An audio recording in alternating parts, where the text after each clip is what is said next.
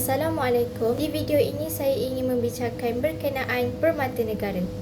Permata Negara merupakan projek perintis yang dicetuskan oleh penggerak utamanya Datin Paduka Seri Rosmah Mansor. Projek ini juga melibatkan beberapa kumpulan profesional, pendidik, ahli akademik, pakar perubatan, pegawai polis, peguam dan pegawai-pegawai kerajaan. Projek ini dicetuskan bertujuan membincangkan berkaitan permasalahan remaja yang membimbangkan serta membentukkan insan yang cemerlang. Salah satu institusi Permata Negara ialah Permata Kurnia. Permata Kurnia menyediakan perkhidmatan intervensi awal yang komprehensif kepada kanak-kanak berumur 2 hingga ke 6 tahun agar mereka lebih bersedia ke sekolah arus perdana.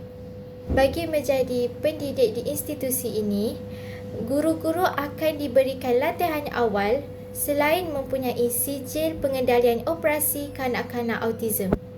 Permata Seni merupakan satu insentif program di bawah Permata Negara yang memberikan penekanan lebih kepada pembangunan bakat seni kanak-kanak dan remaja. Permata Seni ditubuhkan pada tahun 2010 dan masih berjalan sehingga sekarang. Mereka akan diberikan pendedahan dan latihan supaya potensi kebolehan dan bakat kanak-kanak dan remaja dapat dikembangkan hingga ke tahap yang lebih tinggi. Permata Seni terbagi kepada 3 program iaitu Permata Seni Tari, Permata Seni Muzik dan yang terakhir adalah Permata Seni Choir.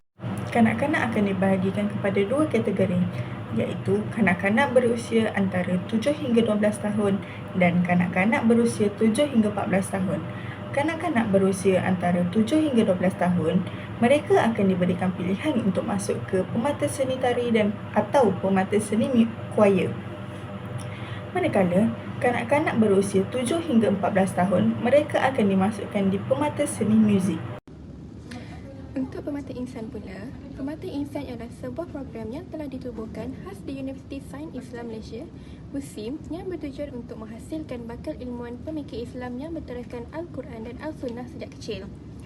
Selain itu, Permata Insan juga telah menyediakan satu pendidikan khusus yang berasaskan INAQ, iaitu Integrasi Ilmu Nakli dan Akli bagi murid pintar dan berbakat Muslim untuk melonjakkan potensi mereka ke tahap optimum dan seterusnya menjadikan mereka ilmuwan Islam yang unggul.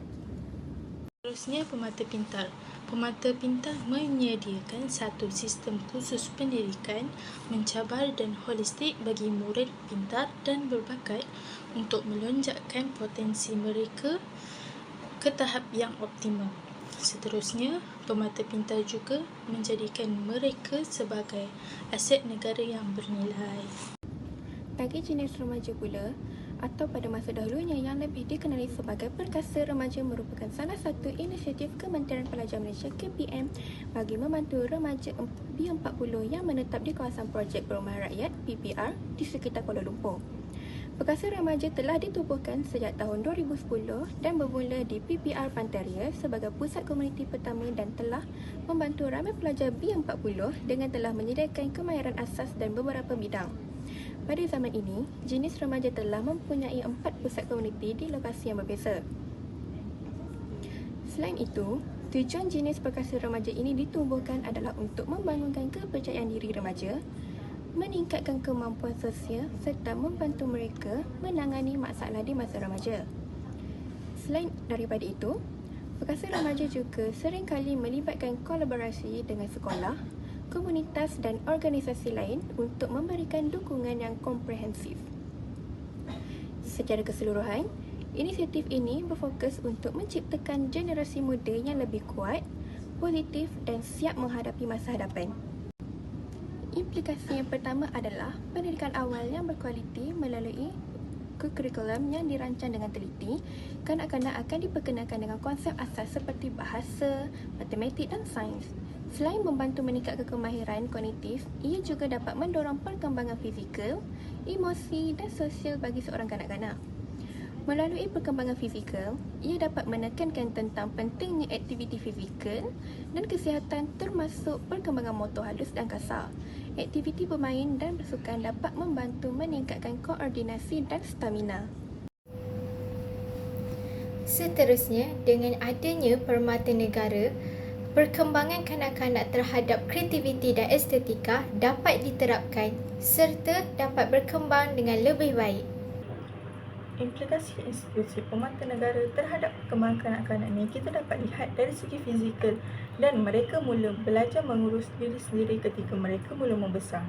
Seterusnya, sosial, sosio-emosi dan kerohanian kanak-kanak kita dapat lihat bagaimana mereka berinteraksi dengan orang, adakah dengan baik dan sopan ataupun sebaliknya. Aplikasi institusi pemata negara terhadap perkembangan kanak-kanak ialah bahasa, komunikasi dan literasi. Sebagai contoh, mereka dapat merangkumi setiap aspek dari segi membaca, menulis dan berkomunikasi dan menyampaikan maklumat dengan betul.